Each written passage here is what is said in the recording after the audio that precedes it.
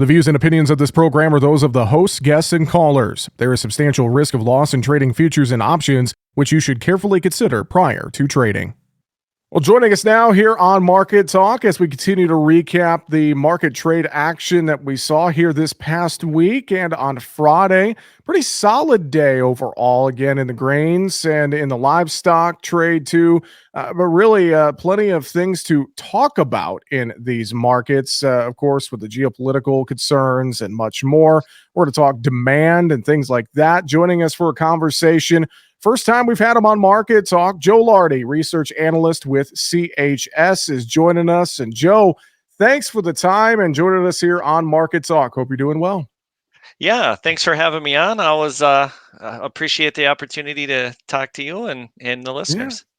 We've talked a few times before on AOA and around the table and programs like that, but happy to bring you into the Market Talk environment here for a bit of an extended market conversation. And Joe, let's start with some of the headlines that I think were out there in the trade, especially on Friday.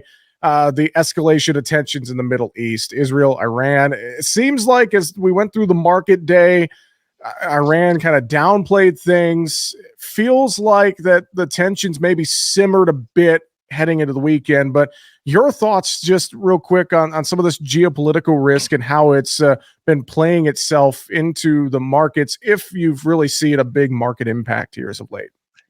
Well, I think the thing we have to consider is in this environment that we're in with this geopolitical tensions, the markets are going to react when things happen.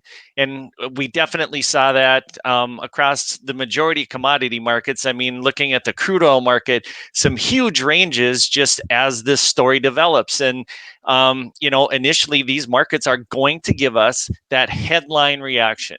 And then, like you said, that things kind of seemed to simmer down a little bit, and then the markets kind of fell back into line. But I think it just underscores the volatility that these markets are susceptible to anytime we have these type of tensions and actions and conflicts. And now that we've spread beyond Russia and Ukraine, now we're into Israel, Iran. I think that's just opening up more uncertainty, more geopolitical risk, and more opportunities for these markets to get bounced around by some headlines. Yeah, the headline risk in these markets, whether we're talking the geopolitical issues or other, outside headlines, to your point, Joe, the headline risk is what has really driven the volatility in many of these markets for, I'll say, the past couple of years, Joe. Yeah, for sure. For sure. And, it's one of those things that depending on the event that happens, it Yep. could turn these markets on their head, very quickly. I mean, just look at the price appreciation when the Russia Ukraine conflict started and how, wheat went so high, but then Mhm. it, course corrected after a period of time. So these markets are definitely ripe to big price swings. And unfortunately, it makes us stay on our toes a lot more with any exposures that we have in these markets, because it could change, like we saw, it can change overnight. Yeah, it can definitely change overnight. Another news headline that came out Friday morning: the Biden administration and the EPA did announce that summertime E15 emergency waiver to allow the sales of E15. That was rumored on social media Thursday and then happened on Friday.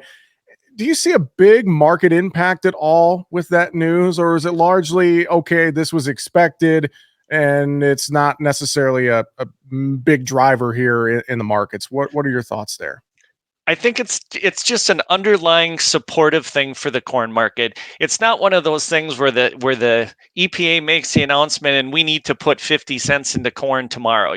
It's not one of those really big market moving things, but it does underline one of the really supportive things for the corn market, all things considered. The ethanol demand has been pretty consistent, pretty stable, and we've seen the USDA make some upward revisions to the ethanol line on the balance sheet because demand has been pretty good. So keeping the E15 going year round now is certainly going to continue to just be one of those frankly very nice supportive demand things, because in the corn market there hasn't been a ton of those events out there, so Mhm. getting this is certainly a good shot in the arm.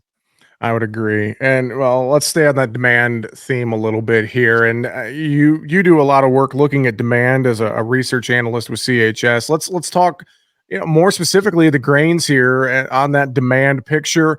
We got some flash sales Friday morning, corn and beans, largely new crop, but still some flash sales. That was nice. Overall, though, what's this demand picture for U.S. grains in your opinion? Are we seeing any signs of life? What are we looking at right now, Joe? Unfortunately, we're just kind of going through the motions. We're kind of on seasonal trends, and definitely on the soybean side, our peak weeks of new sales are behind us. And frankly, with the size of the crop that's growing down in South America this year, it hasn't really given the U.S. really big opportunities on the bean side, and on the corn side, not having China be there this year. Like they had been in previous years. That really was a great demand input that we're just not seeing this year, and I think a lot of that has been displaced when China and Brazil created a new trade agreement to import Brazilian corn. I think a lot of U.S. corn, unfortunately, was displaced by that agreement. So the corn side is okay, but it's there's nothing exciting, extraordinary happening that's probably going to pull us out of this weaker price environment that we're kind of been stuck in for a while here.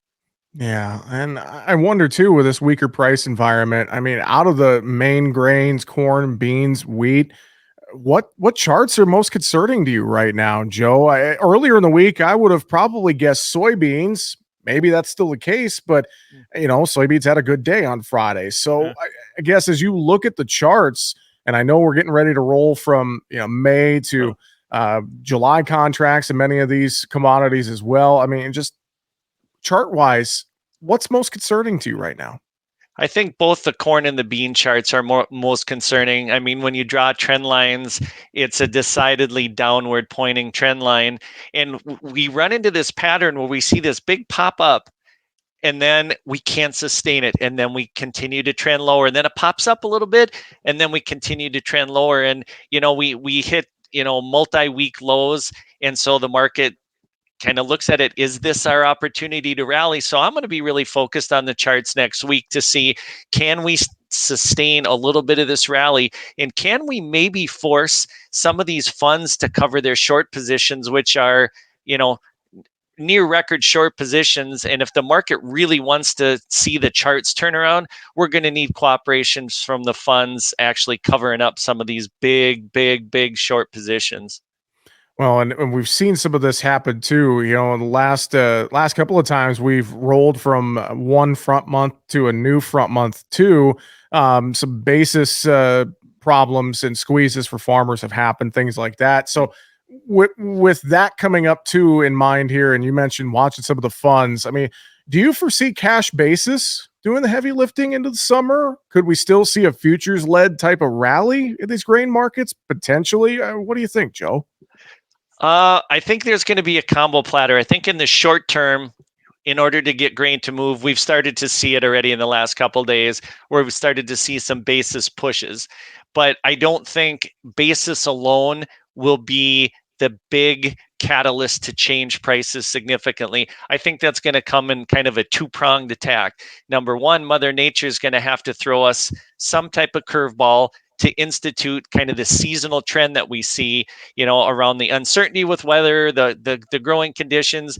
Typically, when you look back, our best price action tends to fall in that June, early July period when there's the most weather concern. However, if the weather is great this year and we get everything planted like we think, we're going to have some pretty big carryouts both in the corn and the bean market. And that'll just reassure the funds that their short positions were the right thing to do. And we could be seeing softer prices. If Mother Nature gives us that curveball and we have some growing condition issues, we start to all of a sudden shrink the balance sheets, especially on the corn side, and the funds want to cover. There's where the magic catalyst happens, and that's where I think we could see some good price rallies, frankly, come kind of midsummer here.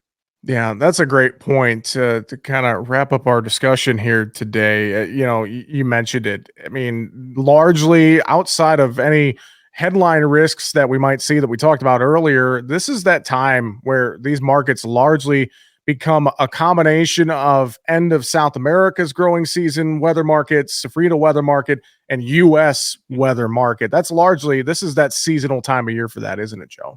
Yeah, exactly. And, we're clearly more focused on our own weather around here. We understand it. It's so much more visible than the South American situation.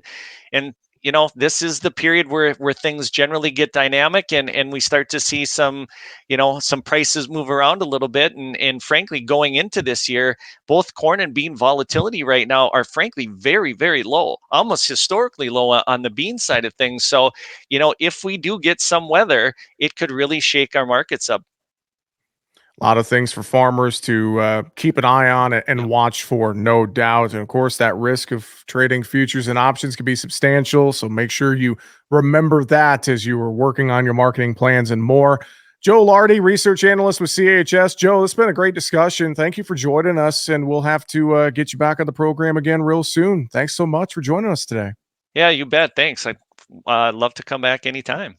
Joe Lardy with CHS joining us here today on Market Talk. That's going to do it. Find us at markettalkag.com. I'm Jesse Allen. Have a great afternoon. Make sure to subscribe to the Market Talk YouTube channel. You can watch our latest interviews with top market analysts in the country, find bonus content, and much more. It's easy. Just go to youtube.com/@markettalkag and hit the subscribe button. Or you can search for Market Talk Ag on YouTube.